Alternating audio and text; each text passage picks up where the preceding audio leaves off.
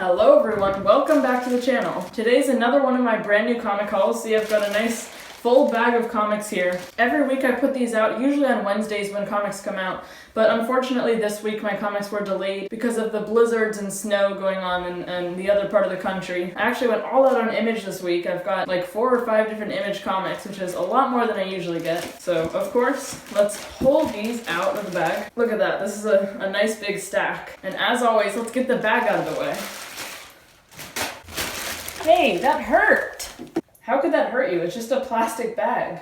I'm tired of this. I've had enough. I always have to deal with your bag.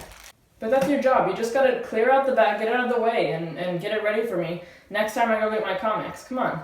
Yeah, but I don't want to anymore. This is a waste of time. You're interrupting the video. I'm gonna have to get you out of here. No, please, not again! Please, no! Okay, now that that's over with, let's get into these comics. Let's start off with Amazing Spider-Man number 60. This issue is written by Nick Spencer with art by Mark Bagley. Looks like this issue will be exploring Peter Parker and Mary Jane's relationship. It's always good to see art from Mark Bagley, especially in a Spider-Man book. And I've heard that Mephisto's getting involved in this issue. We're seeing some sprinkles of One More Day possibly being reversed. If you don't know, One More Day was this storyline in which Mephisto made a deal with Spider-Man. At the time, Aunt May had just been shot and was about to die, and Spider-Man made a deal with Mephisto, which was Mephisto would save Aunt May's life, with the exception that Peter Parker and Mary Jane were never married. So we'll see. I think a lot of readers have wanted that to be reversed for a long time. Alright, next is a King in Black tie-in and another Spider-Man comic. This is Symbiote Spider-Man King in Black number 4. This pretty loosely ties into King in Black because it's more of a backstory. It's just filling in some of the gaps that were never, and stories that were never told. So far we've seen barely any of Null in this series. I think we have seen some symbiote action though. Probably things will start tying in more to King in Black and possibly even actually affecting it. I doubt that, but we'll see. With these last couple issues, this is issue 4 of 5. Written by Peter David with art by Greg Land. Alright, now the 3 X-Men comics I got this week. First off is just the flagship Dawn of X book. This is X-Men issue 18. Written by Jonathan Hickman as always. Art is by Mahmoud Asrar in this issue. And as you can see on the cover there, the mutants coming out of the vault. Back in issue 6, or it might have been issue 5 I believe, these 3 mutants, X-23 and whatever those other 2 are called. I don't know my X-Men history well enough to remember their names, but they went into this strange vault with like an uncontrollable mutant inside of it. I really have to go back and read that issue because not everything is coming back to me. Who knows what this is leading to, but we'll probably see sprinkles for this new X-Men team that is supposed to be starting soon. Alright, on to Wolverine, number 10. I've been really enjoying Wolverine. I especially liked last issue. Adam Kubert's art has been good, and this series is written by Benjamin Percy. So in the last few issues of Wolverine, we've had this new story arc that's been showing flashbacks to Wolverine's time working with Maverick, another mutant who you see on the cover here, fighting with him, and Sabretooth. They used to be this team of 3, I forget what their name was, but they were being mind controlled to hunt down and kill people that the company they were being mind controlled by wanted dead. I really liked last issue because we saw how he and Maverick would they would be mind wiped.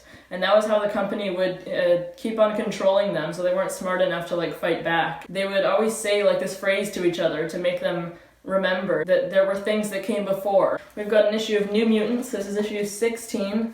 Written by Vita Ayala and art is by Rod Reese. In order to keep the kids entertained because they were bored on Krakoa, didn't have much to do, members of the New Mutants have set up this new program for younger mutants called The Hunt, where they are trained to use their mutant powers in order to like defend themselves and protect people and work off of each other's powers in order to use their mutant abilities to the best they can. Alright, this is one I'm really excited for. I don't know if it'll fit on the stand. Let's see. Oh hey, success. Okay. This is The Department of Truth, Volume 1. It collects issues 1 through 5 of The Department of Truth, and this is an Image series that's been going for just a few months now. It's written by James Tynion IV with art by Martin Simmons. I've been wanting to read this series for a while, so this first collection coming out was perfect.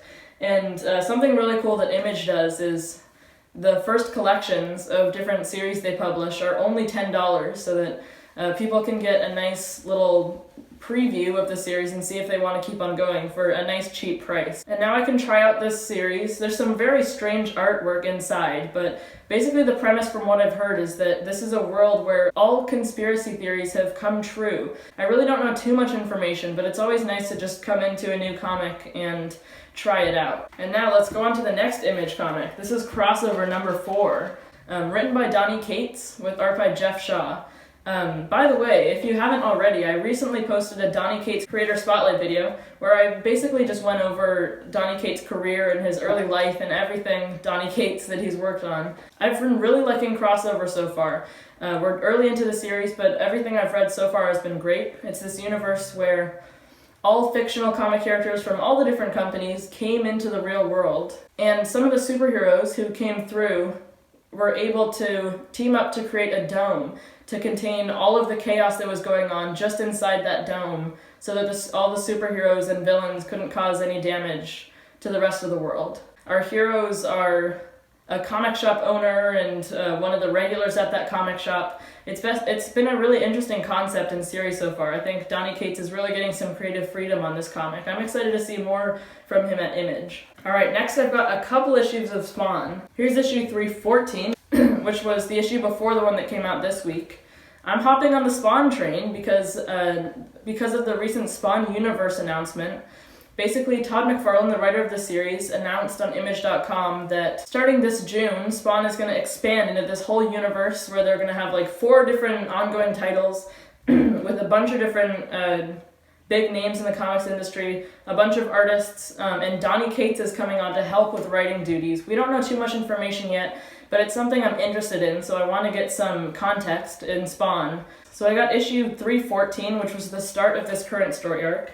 And then issue 315, which actually did come out this week. I think these were both variant covers, but they were all that my comic shop had, so. Alright, to wrap things up for you guys, I've got a couple kind of extras. This is just the Marvel Previews catalog for June. There's a checklist in the back, so I check off whichever issues I'm planning on buying. And then I also spotted this cool little one-shot for Free Comic Book Day by Tom Scioli called Jack Kirby, The Epic Life of the King of Comics. I think this was from last Free Comic Book Day, but my shop had it on the table where they'd give out free stuff, so I wanted to pick it up because this looks pretty cool. Alright, well that was a massive haul. I'm so glad that I got all those Image comics. I've been really excited about Image lately. There's a lot of cool stories that Image is publishing right now that I've been picking up. So that's all of my new comics this week, but I'd like to know what you got. Let me know in the comment section down below. I'd love to talk to you about the new comics this week. Before this video ends, make sure to hit the subscribe button right below this video, and you'll be notified every single time I post a new video if you don't want to miss any. So that's everything from me for today. Thank you so much for watching, everyone.